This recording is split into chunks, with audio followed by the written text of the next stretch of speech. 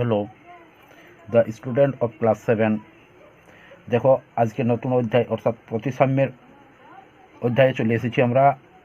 যে কোষে দেখি 18.2 দেখো প্রতিসাম্য। তো প্রতিসাম্য কি? তাহলে প্রতি অর্থাৎ প্রতিটি এবং সাম্য অর্থাৎ হচ্ছে সমান বা একই রকম দেখতে, যেটা সেটাকে বলা হয় সাম্য। তাহলে প্রতিসাম্য দু ধরনের, একটা হচ্ছে রৈখিক প্রতিসাম্য এবং একটা হচ্ছে ঘূর্ণন প্রতিসাম্য। তাইলে রৈখিক প্রতিসাম্য কোনটাকে বলা হয়? যেটা রেখার সাহায্যে দুটো ভাগে ভাগ করা যায় তাকে বলা হয় রৈখিক প্রতিসাম্য। যেমন এখানে রৈখিক প্রতিসাম্য আবার দু ধরনের, উলম্ব প্রতিসাম্য আর অনুভূমিক প্রতিসাম্য।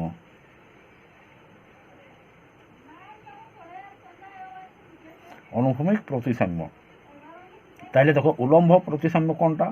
এটা যেমন একটা ত্রিভুজকে এইভাবে যদি দুটো ভাগে ভাগ করা হয় তাহলে এই দিকে যেমন আছে এই দিকে ওইরকম, অর্থাৎ একই রকম দুটো ভাগ আমরা দেখতে পাবো। আবার যদি ত্রিভুজকে আমরা এইভাবে ভাগ করি, এইভাবে যদি ভাগ করা হয় তাহলে আমরা সমান সমান দেখতে পাবো না। এদিকে চতুর্ভুজের মতো হয়ে যাচ্ছে আর এদিকে কিন্তু ত্রিভুজ হয়ে যাচ্ছে, তাহলে একরকম হচ্ছে না। তাহলে এটা কিন্তু প্রতিসাম্য নয়। আর এটা হচ্ছে প্রতিসাম্য উলম্ব প্রতিসাম্য। অর্থাৎ আমাদের এখানে যদি উলম্ব অর্থাৎ লম্বভাবে ভাগ করা হয় তাহলে দুটো ভাগ একই রকম আমরা দেখতে পাবো, তার জন্য একে বলা হয় উলম্ব প্রতিসাম্য। দেখো এখানে পঞ্চভুজ রয়েছে, এটা সমদ্বিবাহু ত্রিভুজ। সমদ্বিবাহু ত্রিভুজ এখানে রয়েছে আমাদের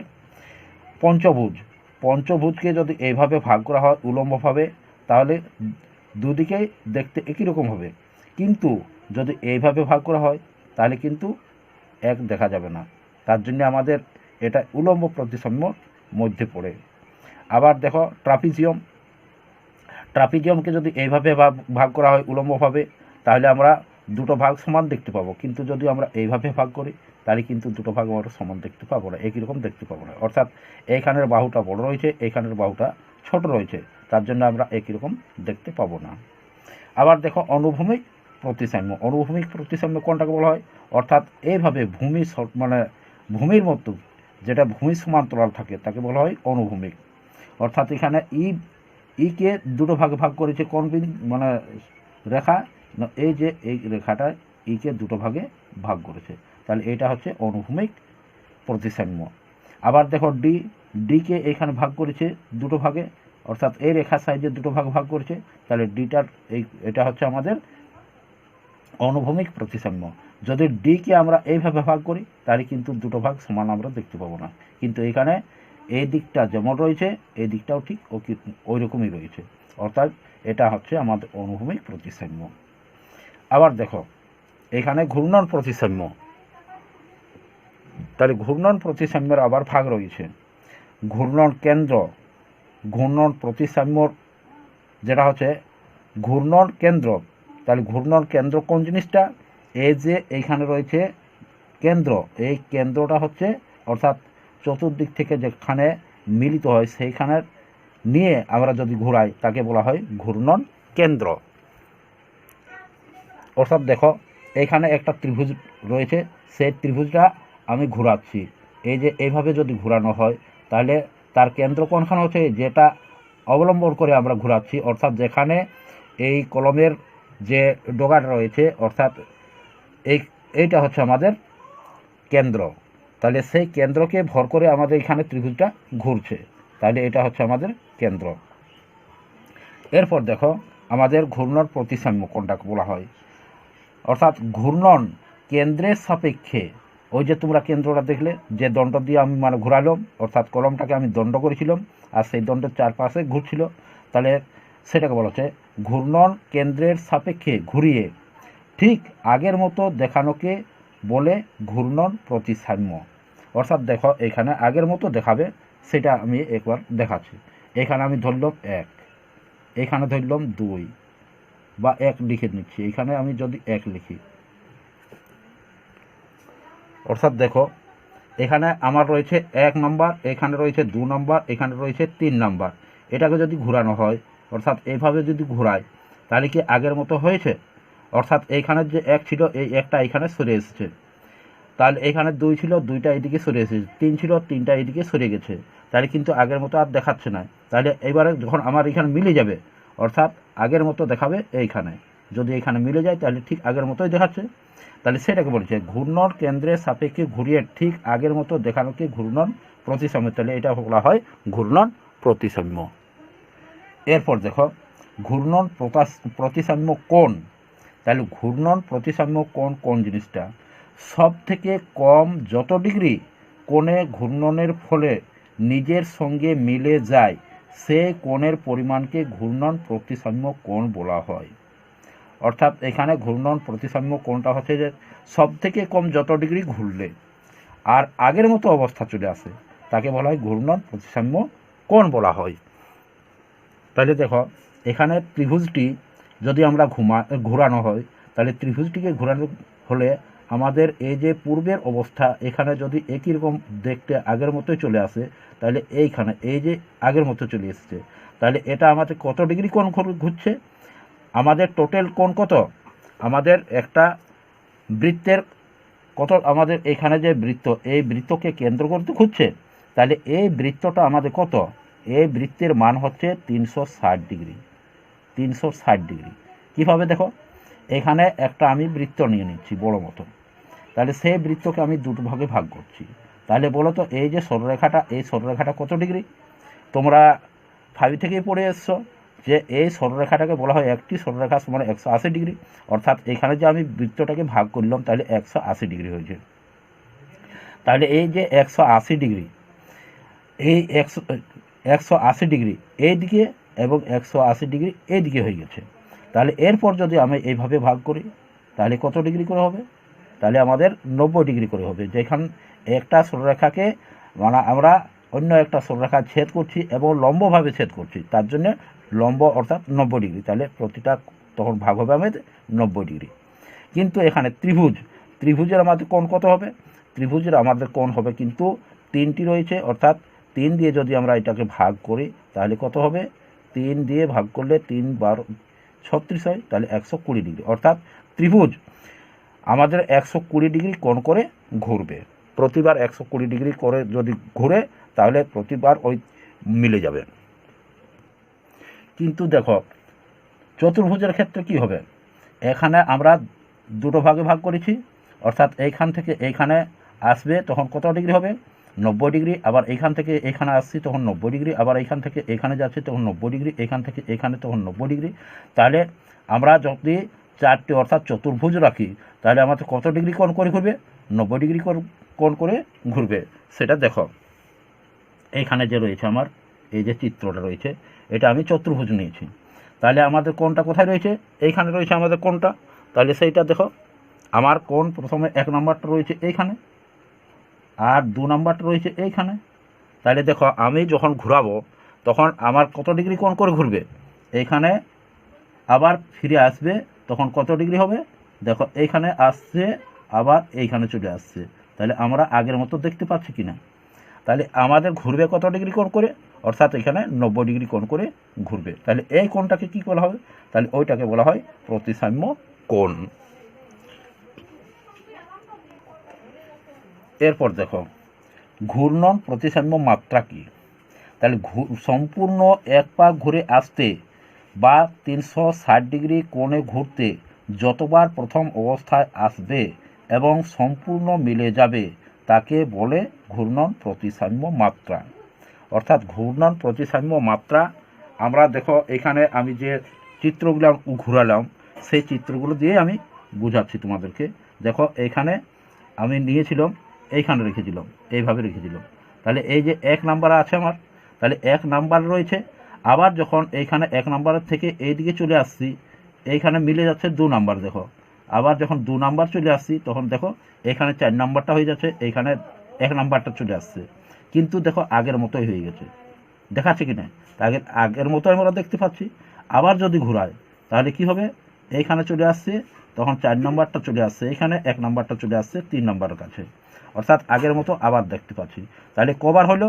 আমাদের 1 বার 2 বার 3 বার হলো। তারপর 3 বার পরে আমরা যখন আবার এরকম ঘুরাবো তখন আমাদের আগের মতো দেখতে পাবো। তাহলে এই যে ঘোরাচ্ছি এবং যতবার আগের মতো দেখতে পাচ্ছি সেই দেখাটাকে বলা হয়, অর্থাৎ মিলে যাওয়া, আগের মতো মিলে যাচ্ছে, তাহলে এই মিলে যাওয়াটাকে বলা হয় প্রতিসাম্য মাত্রা। তাহলে চতুর্ভুজের প্রতিসাম্য মাত্রা কটা আমরা পেলাম? 4টে। ত্রিভুজের মাত্রা কটা পেলাম? আমরা 3টে পেয়েছি। তাহলে এইভাবে প্রতিসাম্য মাত্রাগুলো দেখানো হয়ে থাকে। তাহলে দেখো প্রতিসাম্য কোণ বলা আছে, তাহলে প্রতিসাম্য কোণ কিভাবে মান বের করব, প্রতিসাম্য কোণের মান আমরা কিভাবে বের করব। তাহলে দেখো কিভাবে আমরা প্রতিসাম্য কোণের মান বের করব। প্রতিসাম্য কোণের মান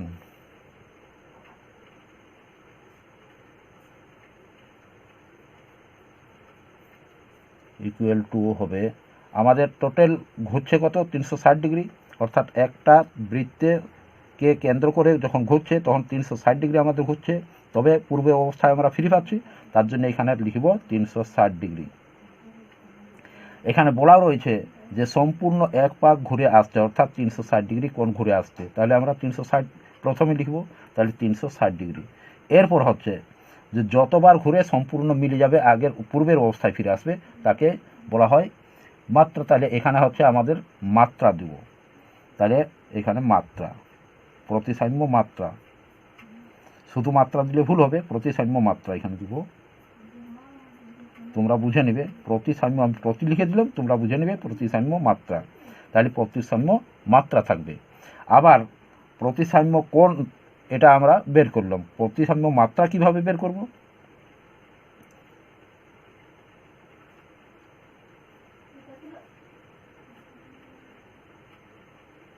প্রতিসাম্য মাত্রা ইকুয়াল টু আমরা কিভাবে বের করব? 360 ডিগ্রি বাই প্রতিসাম্য কোণ,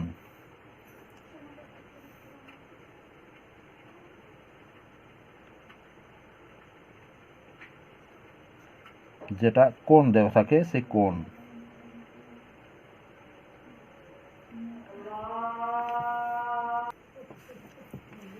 তাহলে দেখো আমরা প্রতিসাম্য যেটা কেন্দ্র, সেই ঘূর্ণন কেন্দ্রটা আমরা কিভাবে পাবো।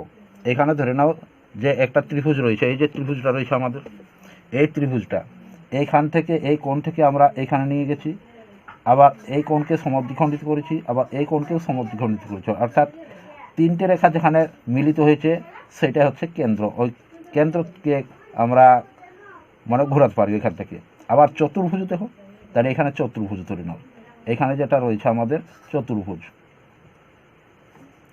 তাহলে চতুর্ভুজের আমরা এইখান থেকে কর্ণটা টেনে নিব, আবার এইখান থেকে কর্ণটা টেনে নিব, তাহলে কোনখানে হচ্ছে আমাদের কেন্দ্র? আমাদের কেন্দ্র হচ্ছে এইখানে, অর্থাৎ এই কেন্দ্রকে কেন্দ্র করে আমরা একে ঘোরাবো। তাহলে আমাদের প্রতিসাম্য মাত্রা কটা হবে? অর্থাৎ এইখানে একটা হবে, তারপর আবার এইখানে একটা হবে, তারপর এইখানে একটা হবে, এইখানে, অর্থাৎ 4টা হচ্ছে আমাদের। তারপর দেখো আমাদের এখানে যে বৃত্ত রয়েছে, অর্থাৎ বৃত্তের যে আমরা মানে প্রতিসাম্য মাত্রা পাবো না, কারণ আমরা যতবার ঘুরাই বৃত্তটা একই রকমই থাকবে, তার জন্য আমরা বৃত্তের কোনো প্রতিসাম্য মাত্রা খুঁজে পাবো না। ধরো একটা সামান্তরিক আমাদের রয়েছে, সামান্তরিক ধরে নাও,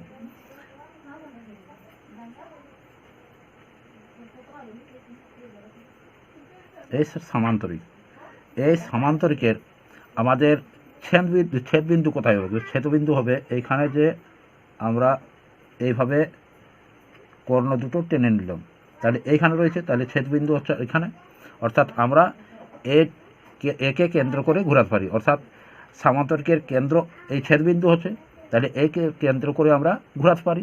তাহলে সামান্তরিকের প্রতিসাম্য কোণ কত হবে?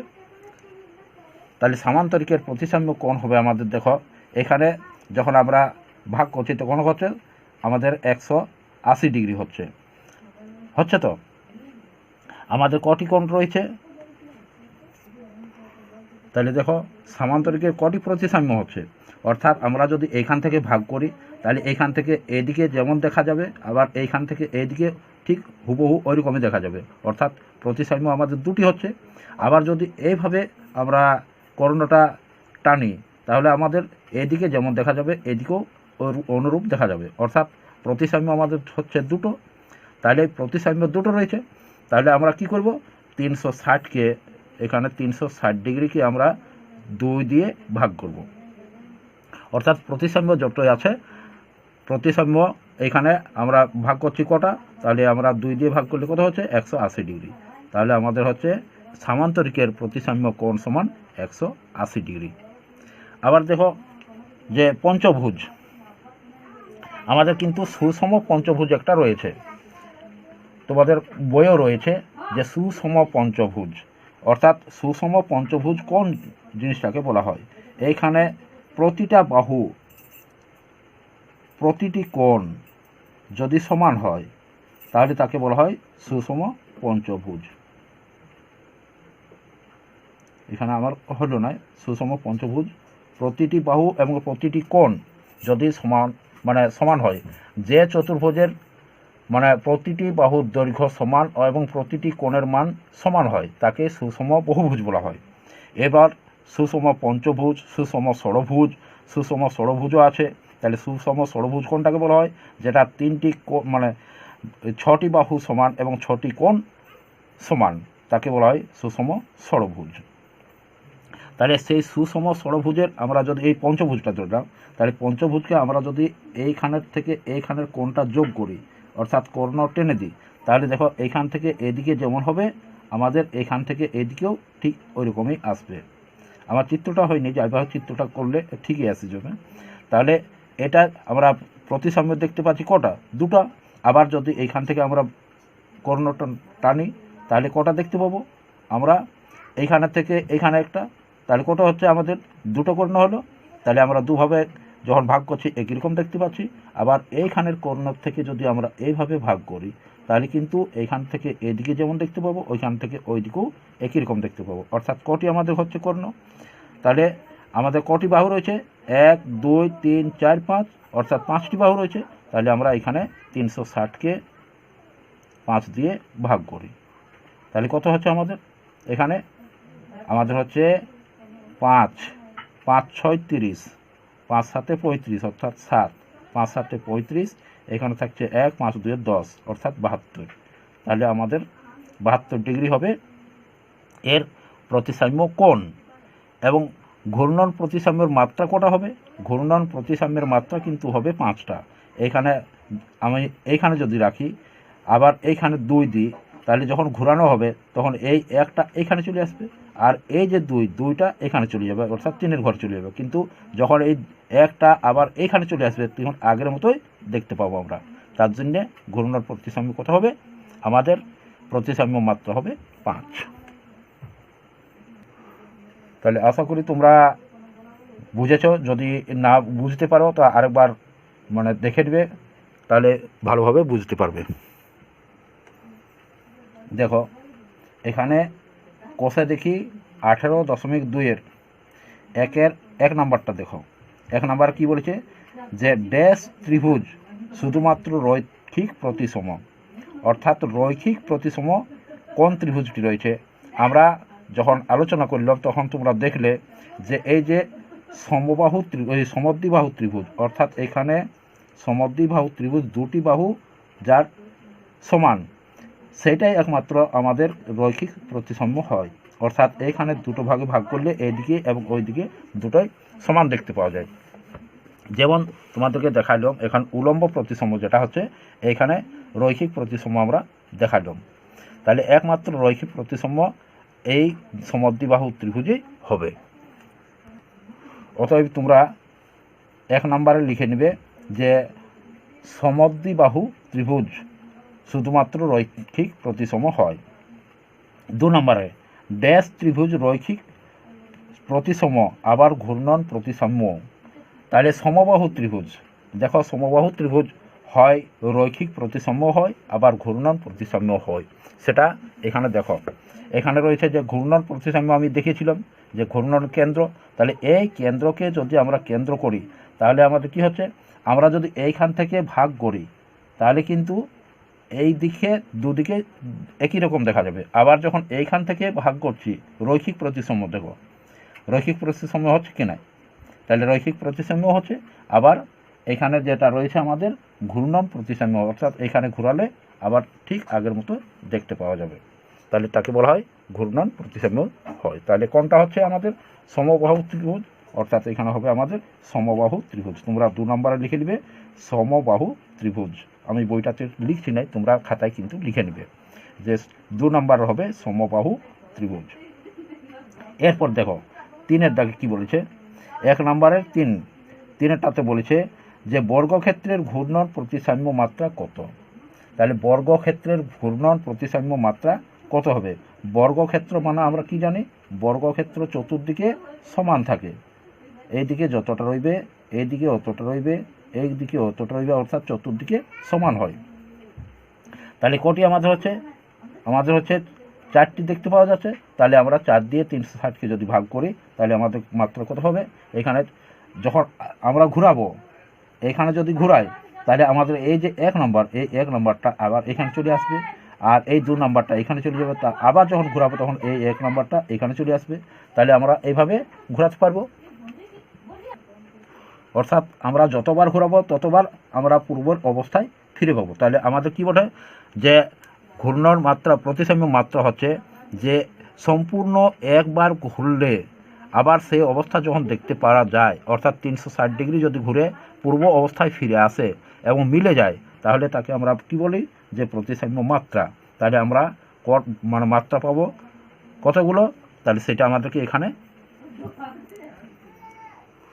তাহলে দেখো এখানে আমি যখন বললাম যে সম্পূর্ণ একটি বৃত্ত, অর্থাৎ এইদিকে 160 ডিগ্রি এইদিকে 160 ডিগ্রি যখন করছে তখন যতবার ঘুরছে, অর্থাৎ একটি আমাদের যে চতুর্ভুজ বা বর্গক্ষেত্র যাই ধরো না কেন, তাহলে এইভাবে আমাদের ঘুরে, অর্থাৎ 160 ডিগ্রি কোণ করে এইখান থেকে এইখানে, এইখান থেকে এইখান থেকে এইখান, আবার এইখান থেকে এইখানে যায়। তাহলে তো আমাদের বর্গক্ষেত্র হয়ে যাচ্ছে। তাহলে এইখানে কত ডিগ্রি কোণ করছে, আমাদের 90 ডিগ্রি কোণ করছে। তাহলে আমাদের ঘুরে কত ডিগ্রি কোণ করে, আমাদের ঘুরছে 90 ডিগ্রি কোণ করে। অর্থাৎ আমাদের এখানে যে মাত্রাটা হবে, এই যে রয়েছে আমাদের যে কি বলেছে এখানে বর্গক্ষেত্রের প্রতিসাম্য মাত্রা কত হবে। তাহলে আমাদের কত ডিগ্রি কোণ করে ঘুরছে, 90 ডিগ্রি কোণ করে ঘুরছে। তাহলে প্রতিসাম্য মাত্রা হবে আমাদের ওইখানে লিখতে হবে যে প্রতিসাম্য মাত্রা ইকুয়াল টু 360। তাহলে 360কে আমরা 90 ডিগ্রি দিয়ে ভাগ করব। তাহলে 90 ডিগ্রি কোণে ঘুরছে আমাদের, তার জন্য 90 ডিগ্রি দিয়ে আমরা ভাগ করব। ভাগ করে যেটা পাবো সেটাই হবে আমাদের প্রতিসাম্য মাত্রা। যেহেতু আমরা এখানে সূত্র বলে দিয়েছি প্রতিসাম্য মাত্রা ইকুয়াল টু কত হবে, 360 ডিগ্রি বাই প্রতিসাম্য কোণ। তাহলে প্রতিসাম্য কোণ আমাদের কত হচ্ছে, 90 ডিগ্রি হচ্ছে। তাহলে আমরা 90 দিয়ে যদি ভাগ করি তাহলে আমরা কত পাবো, সেটাই আমাদের প্রতিসাম্য মাত্রা হবে। তাহলে এখানে 90 দিয়ে যদি ভাগ করা হয় তাহলে কত হবে, 4, অর্থাৎ এখানে আমাদের হবে 4। তোমরা 4 লিখে নেবে। আবার দেখো আয়তক্ষেত্রের ঘূর্ণন 5 নাম্বার বলেছে, এই 4 নম্বরে আয়তক্ষেত্রের ঘূর্ণন প্রতিসাম্য মাত্রা কত। তাহলে আয়তক্ষেত্র মানে কীরকম, আমাদের আয়তক্ষেত্র হয় এইভাবে থাকে। তাহলে দেখো এখানে কিন্তু বর্গক্ষেত্র 90 ডিগ্রি কোণে ঘুরছে, কিন্তু আয়তক্ষেত্র 90 ডিগ্রি কোণে ঘুরে না। আয়তক্ষেত্র কেন 90 ডিগ্রি কোণে ঘুরে না সেটা আমি তোমাদেরকে দেখাচ্ছি। দেখো আয়তক্ষেত্র হচ্ছে আমাদের, এটা হচ্ছে আয়তক্ষেত্র। তাহলে এর আমাদের মানে যদি সরলরেখা টানি তাহলে আমাদের কি হচ্ছে, প্রতিসাম্য কটা হচ্ছে এখানে, কিন্তু এইভাবে দিই তাহলে প্রতিসাম্য হবে।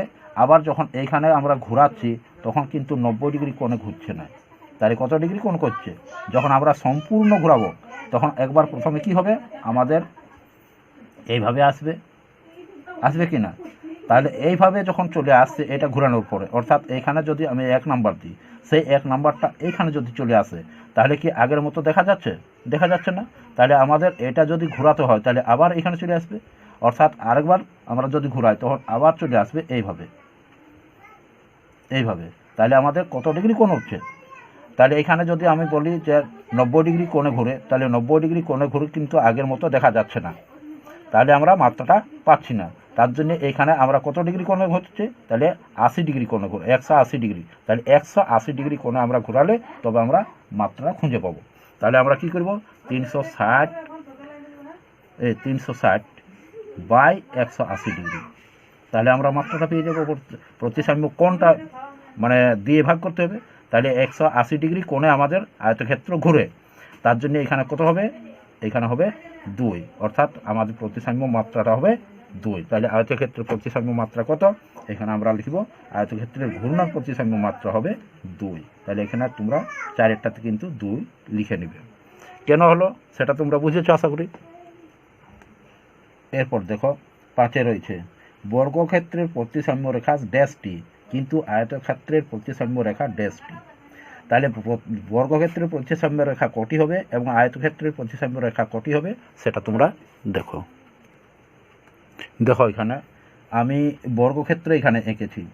বর্গক্ষেত্রকে যদি আমরা এইভাবে করি তাহলে কি দেখা যাচ্ছে, এইদিকে একটা আবার ওইদিকে একটা সমান দেখা যাচ্ছে। যদি আবার এইভাবে আমি দিই সমদ্বিভাবে, তাইলে আমরা কটা একইভাবে দেখতে পাচ্ছি। আবার যদি এইভাবে আমরা রৈখিক সীমারেখাটা দিই তাহলে আমরা দেখতে পাচ্ছি একই রকমভাবে, অর্থাৎ এইদিকে যতটা দেখতে পাচ্ছি ওইদিকে অতটাই দেখতে পাচ্ছি। আবার যদি রৈখিক রেখাটা আমরা যদি এইভাবে দিই, প্রতিসাম্য রেখাটা এইভাবে দিই, তাহলে কিন্তু ওইদিকে আমরা যত দেখতে পাবো এইদিকেও ঠিক ওই রকমই দেখতে পাবো। কিন্তু আয়তক্ষেত্রে যদি আমরা এইভাবে ভাগ করি, অর্থাৎ রেখাটা এইভাবে দিই প্রতিসাম্য রেখাটা, তাহলে কিন্তু আমরা দুটো সমান দেখতে পাচ্ছি। আবার যদি এইভাবে দিই তাহলে দুটো আমরা সমান দেখতে পাচ্ছি। তাহলে আমরা বর্গক্ষেত্রে কটা দেখিলাম, যে 4টা রেখা দিলাম, রেখাটা নিলাম, অথচ একই রকম দেখতে পাচ্ছি, 4টা রেখায় ভাগ করলাম, কিন্তু আয়তক্ষেত্রে দুটো রেখায় দেখতে পাওয়া যাচ্ছে। কিন্তু এইভাবে যদি আমরা ভাগ করি তাহলে কিন্তু আর ওইভাবে দেখতে পাবো না। তাহলে সেই জন্যে আমাদের আয়তক্ষেত্র এবং বর্গক্ষেত্র হচ্ছে কটা, 4টে, প্রতিসাম্য রেখা হচ্ছে 4টে, কিন্তু আয়তক্ষেত্রের প্রতিসাম্য রেখা হচ্ছে 2টো। অতএব তোমরা বর্গক্ষেত্রের প্রতিসাম্য রেখায় 4 লিখবে, 4টি, এবং আয়তক্ষেত্রের প্রতিসাম্য রেখায় 2 লিখবে, 2টি। এরপর দেখো ড্যাশ ট্রাপিজিয়াম, এখানে ড্যাশ ট্রাপিজিয়াম না সামান্তরিক শুধুমাত্র ঘূর্ণন প্রতিসাম্য, ট্রাপিজিয়াম না সামান্তরিক ঘূর্ণন প্রতিসাম্য হবে সেটা তোমরা দেখো। তাহলে দেখো এটা হচ্ছে ট্রাপিজিয়াম। ট্রাপিজিয়ামের আমি কর্ণগুলোকে এইভাবে ভাগ করে নিচ্ছি। তাহলে দেখো এইখানেরটা যদি এইখানে চলে আসে তাহলে কি আমরা আগের মতো দেখতে পাবো না। আবার যদি মানে সামান্তরিক মানে ঘোরানো হয় তাহলে আমরা পূর্ব অবস্থায় দেখতে পাবো, কিন্তু সেই জন্যে আমাদের সামান্তরিক হবে।